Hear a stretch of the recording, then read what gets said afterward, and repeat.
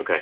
Hey guys, what's up? This is Kyle. I'm doing a review on Ring of Honor's second episode from Sinclair, which aired last night on October 1st. So I'm just going to jump right into it. For those of you guys who might have seen my first ROH review, I had mentioned before that my brother and I were at the Chicago Ridge tapings live, so I've already know who's won all of the matches. I already know who's won all the matches, excuse me, in these episodes. So, but watching these matches and watching ROH compared to my live experience, great stuff. Last night, we go on here the second episode, and the first match was Mike Bennett against Jimmy Jacobs. This was an okay match. I don't know why. Like, of all people on the ROH roster, I don't know why they picked Jimmy Jacobs. I don't think he really complements Mike Bennett really well. And I like Mike Bennett, but I just don't think having Jimmy Jacobs with him is complimentary to him. It's like putting Evan Bourne in the ring with like Ted DiBiase. And I'm not comparing these wrestlers like their skill wise, but in terms of like, the wrestler with a small physique who's like 5'9" and 190 pounds versus a 6'3" guy who's like 260 pounds. Like you put them together, it just doesn't look right. And that's what I kind of felt with the Mike Bennett and Jacobs match. It just didn't look right, but I don't know why they put them in there. Like I said, it kind of shows you that ROH, I think, needs some more talent in their roster. However, this was an okay match. This was decent. It wasn't bad, but it wasn't great either. But this was decent. One thing I did like that they did in this week's episode, like they did last week, was how they introduced the ROH stars to the new wrestling fans or fans who don't know anything about Ring of Honor or their talent. And they did that with Mike Bennett. They gave an introduction, on Mike Bennett and why he's the prodigy and things of that sort, and how he's really cocky and stuff like that, which I thought was a great video package of Mike Bennett. And they also had like a little video package as well explaining why Eddie Edwards earned the name Die Hard from us ROH fans. And it went a great deal about that and explaining that. They're just great info that they give and insight that they give on like I said, the people, the audience who are watching ROH for the first time don't know anything about the superstars. So another great feature I thought, that they've added on to the show. Beyond that, and Mike Bennett ended up beating Jimmy Jacobs, by the way. Sorry if I might have forgotten that. You have Kevin Kelly and Nigel McGuinness, who some of you guys may know in TNA who was Desmond Wolfe. Different commentaries on this week's episode. Not bad. I have to get used to Nigel McGuinness, in a British accent, and as a commentator, kind of have to get used to that. But Kevin Kelly was okay, but and McGuinness didn't do bad either. But like I said, kind of have to get used to these two. Then you get into the main event, which was Jay Lethal versus El Generico for the TV championship. This was the main event. Awesome match.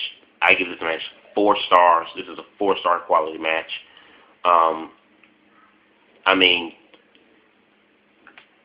Like I said, my brother and I were there live here in Chicago tapings when I saw all this stuff.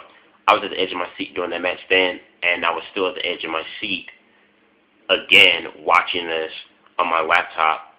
Even though I already knew who won, I was still at the edge of my seat. The match between Jay Lethal and El Generico was that good. Just phenomenal stuff. And I just kind of wish, WWE and TNA, that they would, put on great quality matches like that, on their shows like Raw, SmackDown, Impact. I think they need more of that. Instead of always putting, quality matches and stuff in pay-per-views, which you should, because, at the pay-per-views you're going to, of course, have your big matches.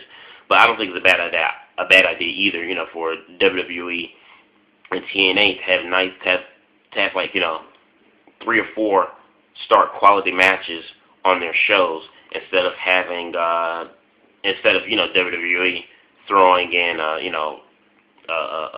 John Cena versus Goldust, or TNA doing a Eric Young versus Gunner. Instead of just throwing in crappy quality matches like that, like give us some good quality matches.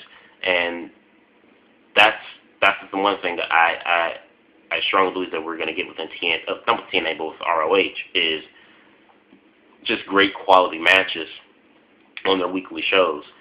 And like I said, if we get more matches like the Jay Lethal and the El Generico match like we had last night, wow.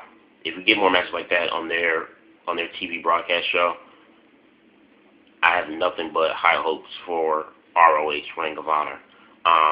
But anyway, this was, like I said, fantastic match. It had a 15-minute time limit. The time limit went over where neither man got the pin, so the time limit expired. It was like a draw. People were saying one more match, or not one more match, like one more minute. Jim Cornette comes out, says, we can give you 3 more minutes or whatever. And with the extra 3 minutes, it looked like El Generico was still going to be Jay Lethal, but Jay Lethal, did like a reversal, got the lethal injection or combination, whichever one of the names of his finishing move is. But he got the finisher, got the pin, 1, 2, 3, the win, and Jay Lethal was the new television champion. Like I said, this was just a fantastic, great match, back and forth. And, Jay Lethal and El Generico are fantastic athletes, but when you put those two in the ring together, you can't help but think it's going to be a good day. They really complement each other very well. They have great chemistry, just great athletic stuff. Wow. I couldn't say it enough in my first ROH episode review. I really hope that Ring of Honor, really succeed, in the next 5-10 years. They just get bigger and bigger, and and really last. Because if they can continue to put quality matches like the Jay Lethal and Generico match, and World's Greatest Tag Team and KOG match, and the Davey Richards and Roger Strong match, which is they will air next week. But I've already seen it, and that was a great match. And for anyone who wasn't at the Chicago tapings, I'm not going to spoil it. So, but still, the Roger Strong and Richards match, that was fantastic too. So, if we continue to get great, matches like this from ROH, throughout their, on every Saturday in the weekly broadcast episodes, like I said, it's exciting. I said in my first video, ROH is watching it. It's a fresh breath. It's a fresh breath of air.